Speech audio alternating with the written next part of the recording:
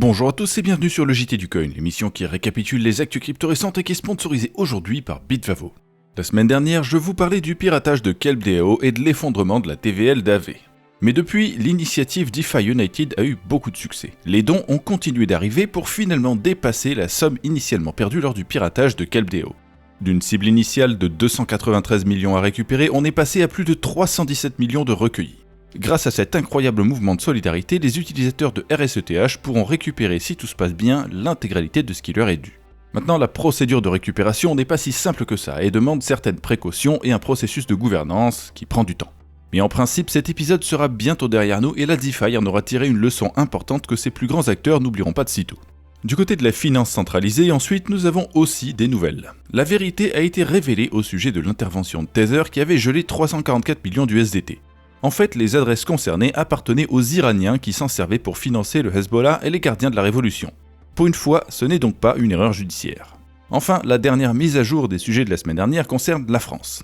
Vous l'avez vu sur la miniature, nous avons évité de près la catastrophe qui nous avait été promise. Grâce aux efforts des participants du secteur, notamment l'ADAN, ainsi que de quelques parlementaires dont la densité synaptique est supérieure à celle d'une pastèque, l'article 3 quater de ce funeste projet a été supprimé. Vous pouvez respirer, nous ne serons pas obligés de déclarer tous nos portefeuilles et garantir ainsi une visite des kidnappeurs dans les mois qui suivent la déclaration d'impôt. Ça ne veut pas dire pour autant qu'on est dans une bonne situation, mais le pire a été évité, temporairement, jusqu'à ce qu'ils proposent encore un autre texte complètement lunaire. Alors parlons d'autre chose de plus intéressant.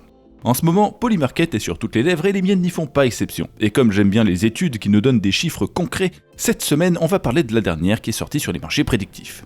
Publiée il y a 8 jours, celle-ci s'appuie sur la totalité des données produites par Polymarket entre début 2023 et fin 2025 pour analyser la performance des parieurs et les principes de fonctionnement des marchés prédictifs. Essentiellement sur ce deuxième point, il y a deux théories possibles. La sagesse des foules et les parieurs informés. Selon le modèle de la sagesse des foules qui a été vérifié par des décennies d'études, la multiplicité des points de données générés par un grand nombre de personnes permet d'aboutir à un résultat plus précis que ceux obtenus par un petit nombre de spécialistes. C'est une règle qui se vérifie de manière générale et dans une très grande variété de domaines, à condition évidemment de prendre quelques précautions en matière de biais cognitifs par exemple. Et c'est généralement sur cette idée que les marchés prédictifs ont fondé leur publicité. Ils sont des systèmes où la foule, qui a la possibilité de gagner de l'argent en ayant raison, est naturellement incitée à avoir le maximum de prédictions justes possibles, ce qui devrait démultiplier l'effet de la sagesse des foules. La deuxième théorie proposée par les auteurs de cette étude est donc plus ou moins l'inverse. Ce serait une minorité de traders possédant plus d'informations qui influencerait plus les marchés prédictifs et qui en tirerait plus de profit. Cette théorie explique également pourquoi les marchés prédictifs donnent des prédictions correctes, mais ils n'apportent pas la même explication vis-à-vis des sources d'informations et de la répartition des profits. Pour déterminer laquelle des théories est correcte, il faut savoir non seulement quels sont les résultats obtenus par les traders, mais aussi à quelle fréquence ils obtiennent ces résultats pour savoir s'il s'agit de succès répétés ou juste de gros coups de chance quand ils gagnent de l'argent. Et leur analyse est sans appel, il y a une très petite minorité de 3,14% de participants qui gagnent beaucoup plus souvent que le reste. Et ce sont eux qui permettent au marché prédictif d'être précis. Le reste est constitué de gens qui gagnent par chance, de gens qui perdent par malchance, et de très mauvais parieurs qui perdent tout le temps, un peu les Jim Cramer de Polymarket quoi. Et en matière de taux de succès, comme vous pouvez le voir sur ce graphique, que le résultat retenu soit un oui ou un non, les meilleurs gagnent vraiment beaucoup plus souvent que ceux qui gagnent de temps en temps sur un coup de chance. Mais les membres de ce groupe en fait n'ont pas nécessairement des informations qu'ils sont les seuls à connaître. Comme les auteurs le prouvent ici, souvent ce groupe de grands gagnants ne fait que réagir plus vite à des informations publiques. Peut-être, par exemple, avec des agents IA entraînés à surveiller les réseaux sociaux qui vont plus vite que n'importe quel humain. Cela dit, on ne peut pas nier que le délit d'initié joue un rôle, comme l'ont prouvé de multiples actualités récentes. La seule question intéressante ici est donc, quelle est la fréquence exacte de ce délit d'initié sur les marchés prédictifs ? C'est très difficile à déterminer, mais il est possible d'en faire une approximation assez fiable. Pour cela, il suffit de considérer que les plus grosses positions prises peu avant la révolution d'un événement correspondent en général à du délit d'initié. Les chercheurs ont alors remarqué que les initiés étaient présents sur un petit nombre d'événements, seulement 1950 sur un total de presque 99 000 événements. Mais sur ce petit nombre d'événements, leur profit était très élevé. La médiane des initiés gagne 2758 $ par pari et le top 1% plus de 180 000 $. Ils sont toutefois différents des grands gagnants dont on parlait juste avant. À cause du fait que ces initiés ne tradent qu'une fois, ils sont classés dans la catégorie des gagnants chanceux parce qu'on ne peut pas évaluer s'ils gagnent constamment ou pas. Il y a donc finalement deux catégories différentes de vrais gagnants. ceux qui trichent et ceux qui sont capables de mieux analyser et de réagir très vite aux informations publiques. Mais les deux catégories contribuent tout aussi efficacement au processus de découverte des prix du marché prédictif concerné. Et à côté, tous les autres participants, que ce soit les gagnants chanceux ou les perdants en général, ne contribuent à ce système qu'à travers la rémunération indirecte des grands gagnants pour les informations qu'ils transmettent au marché.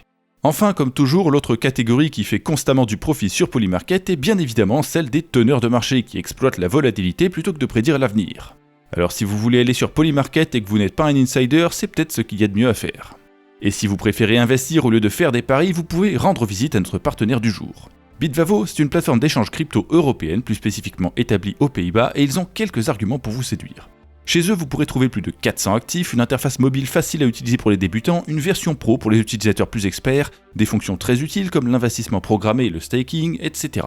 Évidemment, ils respectent la loi MiCA, mais en plus, ils vont au-delà des obligations légales en garantissant la valeur des actifs sur les comptes de leurs clients jusqu'à 100 000 €, exactement comme les banques.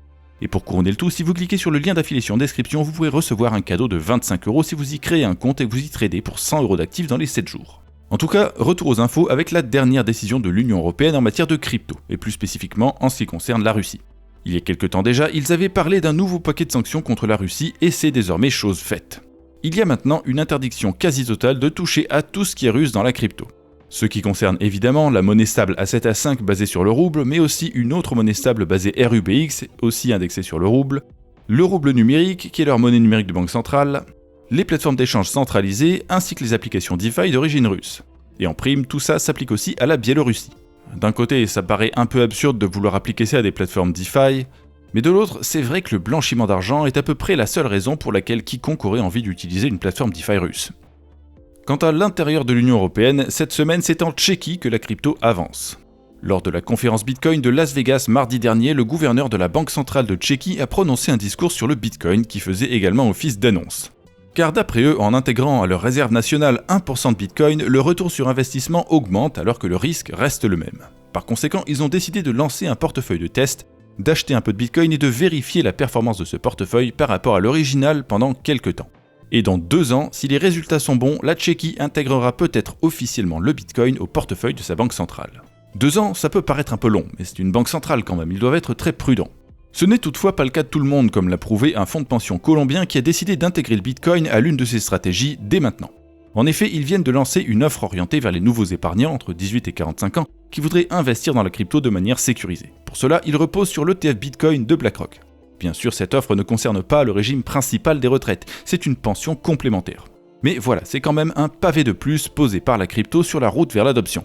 Enfin, en ce qui concerne les États-Unis, l'événement le plus important de la semaine est très certainement le discours de départ de Jerome Powell. Il n'est pas encore parti puisqu'il a jusqu'au 15 mai, mais c'était là son dernier discours comme gouverneur de la Fed. À partir de cette date, nous verrons arriver Kevin Warsh, le candidat de Trump qui sera beaucoup plus ouvert vis-à-vis des cryptos, même si ça ne veut pas dire pour autant qu'il va fixer la politique de la Fed pour faire monter le prix du Bitcoin. Tout ce dont on peut être sûr, c'est que Donald Trump va arrêter de se plaindre de la lenteur de Jerome Powell. Et en dehors de ça, il y a aussi eu une autre annonce chez eux, mais elle est un peu ridicule puisque c'est l'annonce d'une annonce. Lundi, à la conférence Bitcoin de Las Vegas, un conseiller de la Maison-Blanche a déclaré qu'ils étaient presque prêts à présenter leur plan d'action vis-à-vis de l'intégration du Bitcoin à la fameuse réserve stratégique américaine. On n'a donc rien appris du tout pour l'instant, mais si c'est rendu public dans la semaine, vous en serez informé lors du prochain JT. Alors bon week-end et à dimanche prochain.